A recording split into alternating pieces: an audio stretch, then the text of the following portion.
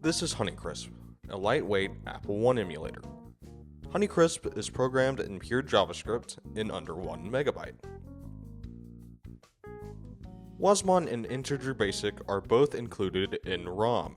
While not historically accurate, this is a modern plug-and-play convenience. HoneyCrisp features full 6502 emulation.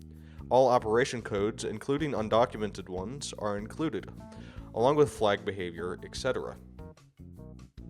Cycle-accurate timing is also included, along with accurately emulated memory mapping and I/O mapping.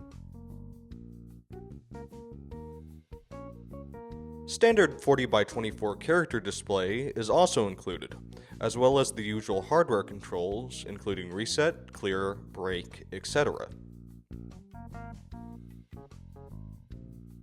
I still need to implement ACI emulation. Upon release, HoneyCrisp version 1.0 will use .bin files to load programs.